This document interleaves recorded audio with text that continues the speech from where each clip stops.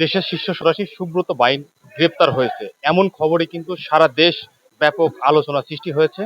এবং আমি এই মুহূর্তে দাঁড়িয়ে আছি কিন্তু সেই কুষ্টিয়াতে। কুষ্টিয়ার এটা মূলত একেবারেই জেলখানার পেছনে, যে কুষ্টিয়ার যে জেলা কারাগার রয়েছে সেটার পেছনেই কালীশঙ্করপুর এলাকা। এইখানে কিন্তু সুব্রত বাইনকে গ্রেপ্তার করা হয়েছে বলে এমন সংবাদ কিন্তু আমরা শুনতে পেয়েছি।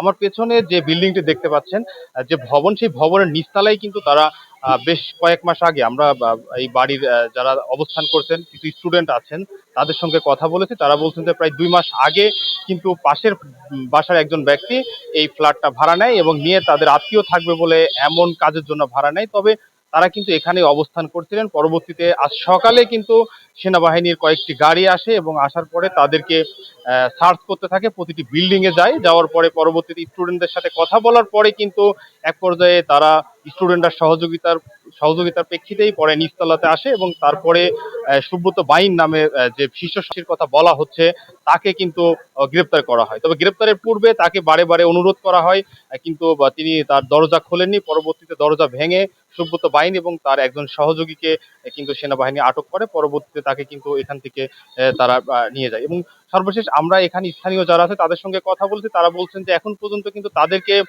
তারা যে শীর্ষ তার যে চলাচল বা তার কোনো তেমন কোনো ব্যাপার কিন্তু তাদের চোখে পড়েনি। পাশাপাশি তিনি যে এখানে অবস্থান করছেন সে সম্পর্কেও কিন্তু তাদের কোনো ধারণা নেই। তবে এ ব্যাপারে প্রশাসনের পক্ষ থেকে কিন্তু এখন পর্যন্ত নিশ্চিত করে কোনো কিছু বলা হয়নি।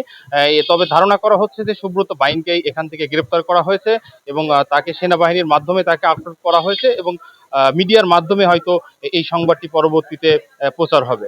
তো কুষ্টিয়া থেকে এই ছিল আমার কাছে সর্বশেষ।